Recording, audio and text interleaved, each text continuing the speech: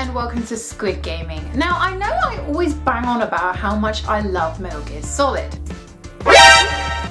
Kept you waiting, huh? Yes! Impressive, Snake. Who said that? But for some reason I didn't actually do a review of Metal Gear Solid 5. Shame.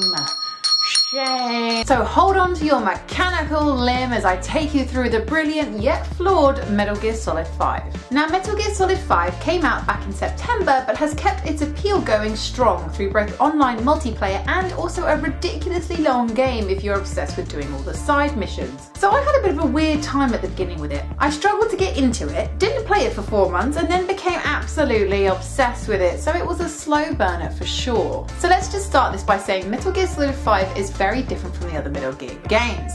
It's essentially an open world game, there's barely any dialogue and not much of a story either. Anyone who's a fan of 1, 2 and 3 knows the story is totally crazy and complicated as hell.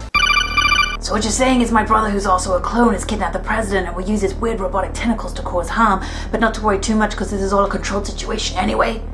Got it. And usually Snake loves to talk, like all the time.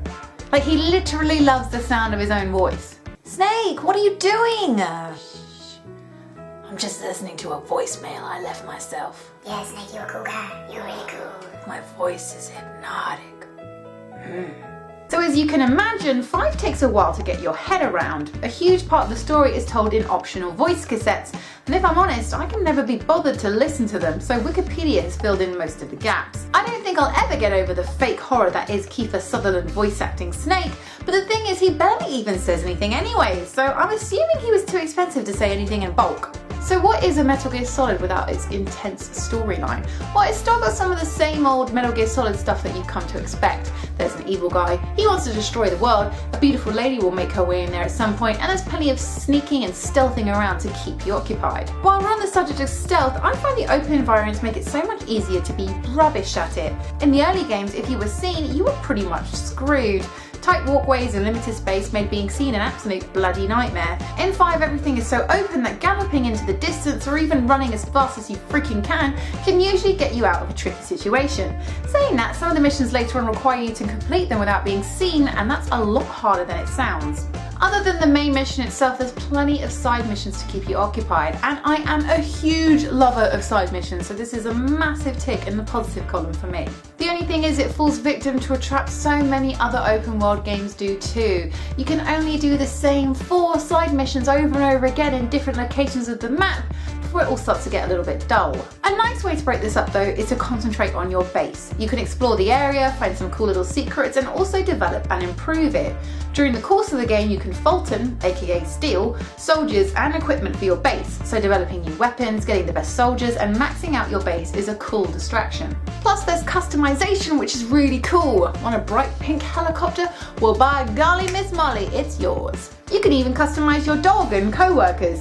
Yes, that is a fox with an eye patch, and yes, that is a woman covered in blood. Okay, yeah, that's less cool. Yeah. But what of this dog you speak of? Well, D-Dog is pretty much the best character in a game ever. He helps you out, essentially acting as a radar, will take out enemies for you, and he's even there for a cuddle when times get rough.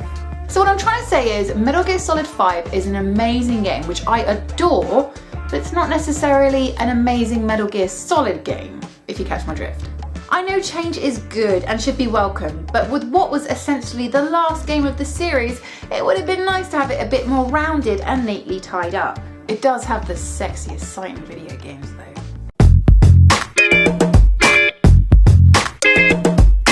Thanks for watching, don't forget to like and subscribe if you haven't already. I will see you next time. Take care, play lots and have fun. Metal Gear Solid 5. Cool. You want a bright pink? And there's plenty of sneaking and stealthing to keep you stealthing and sneaking.